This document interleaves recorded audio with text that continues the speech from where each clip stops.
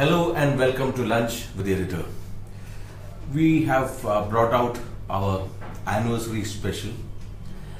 This year, interestingly, happens to be a year of anniversaries. So we thought that for our anniversary special issue, we will celebrate various anniversaries. That is the 100th anniversary of the Russian Revolution, birth centenary of former Prime Minister Indira Gandhi, the 60th anniversary of the first elected communist government in the world, that is the EMS government in Kerala, the 50th anniversary of the DMK government in Tamil Nadu, the 50th anniversary of the Naxalbari movement, the 50th anniversary of the founding of Pakistan People's Party, and also interestingly 60th anniversary of the great movie Mother India, and much more. So we have a list of very impressive writers. In fact, two very erudite, scholarly politicians have written beautiful pieces, writing like true students of history and not making any polemical argument. So Prakash Karat, the former General Secretary of CPI-M, writes about the 60th anniversary of the first communist government, EMS government in Kerala, where he makes this very interesting and explosive comment that Congress leadership, the then Congress leadership, took money from the Central Intelligence Agency, CIA, of the US government. Well, we don't know who took money. Jawaharlal Nehru was the Prime Minister and Indira Gandhi was the party president in 1959 when the government was dismissed.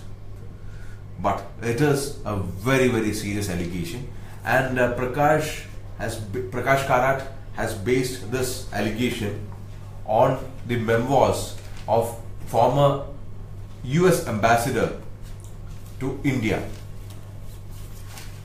Pranay? Yeah. That is Moynihan. Moynihan.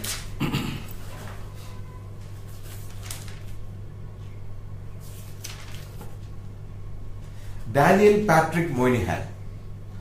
Daniel Patrick Moynihan was the American ambassador to India, and in his memoir, A Dangerous Place, he had confirmed that the CIA had given money to the Congress leadership on two occasions to fight the communists.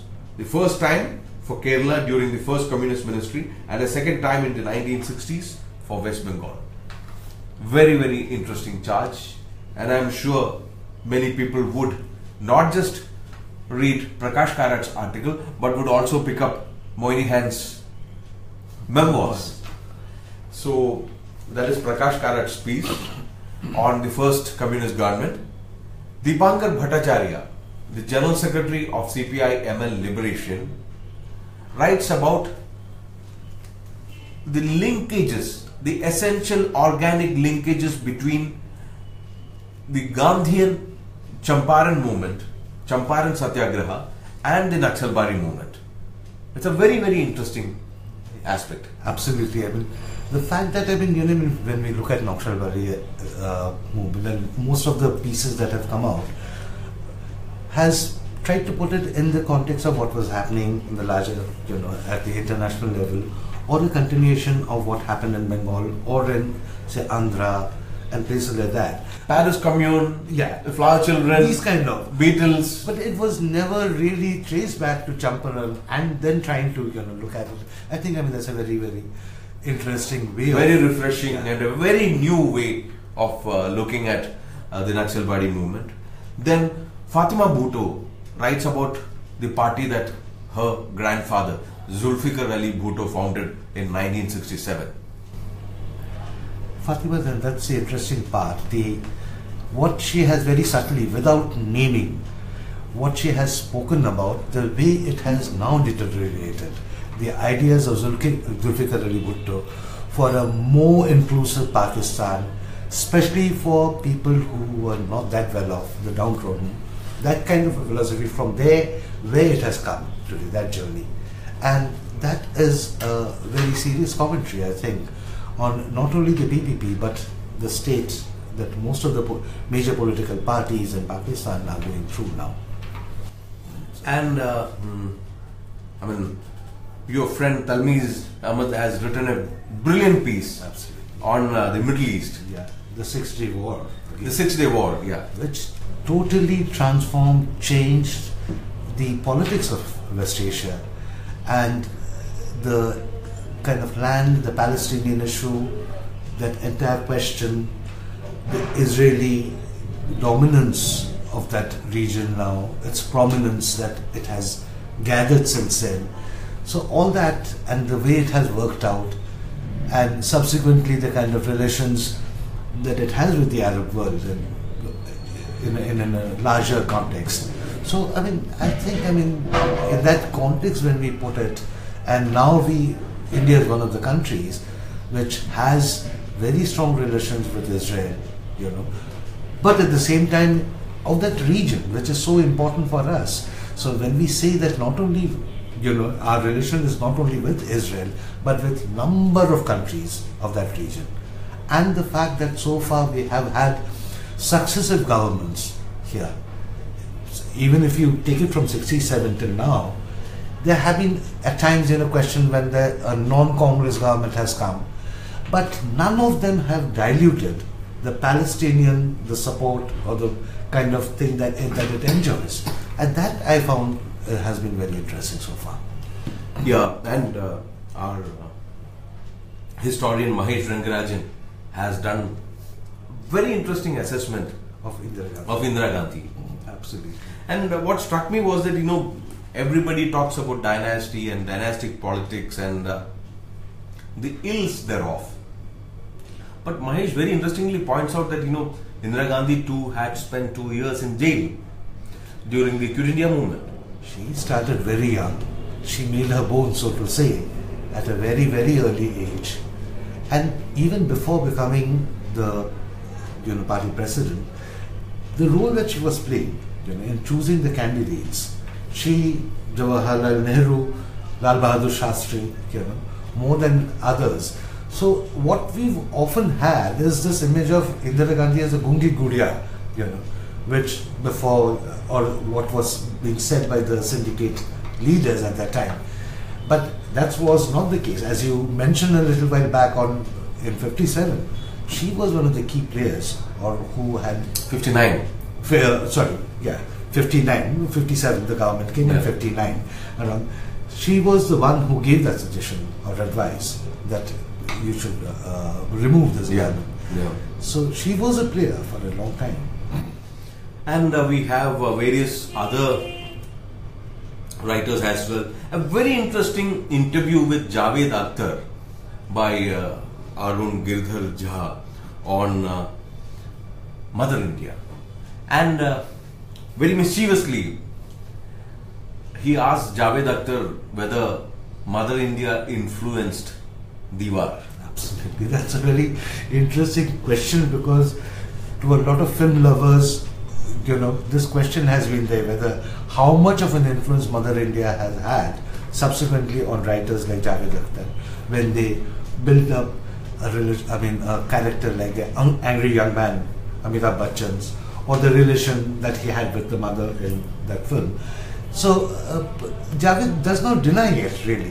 What he said, the profound influence the film had on a number of successive generations of filmmakers, film lovers, writers, and therefore somewhere or the other it must have crept in. Very interesting interview. And then we have assessments of the Russian Revolution by historian Hari Vasudevan, and also 200 years of Jane Austen. That's also a very interesting milestone in the history of the English novel. That is the most interesting part, is that Jane Austen, among all the writers, till date, how the way the celebrity status that she has, and this is not only limited within the English-speaking world. Yeah. It has gone far beyond. We find this even in countries like China, Japan, and other places where she is being celebrated as one of the major writers. And in English writers, there have been a host of them, great writers who are contributing. But this phenomenon of Jane Austen as a cult figure, I mean, this is very well done by Tiwari user, who has also written a book on the making of Jane Austen recently.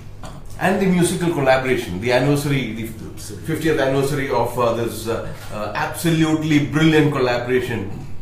In all spheres, in rock and roll, jazz, blues, the different kind of Western music which has been influenced by Hindustani classical, and the journey in the last 50 years, where various groups, very well-known groups, today a lot of youngsters, unless they are really fond of that kind of music, may not know some of the names.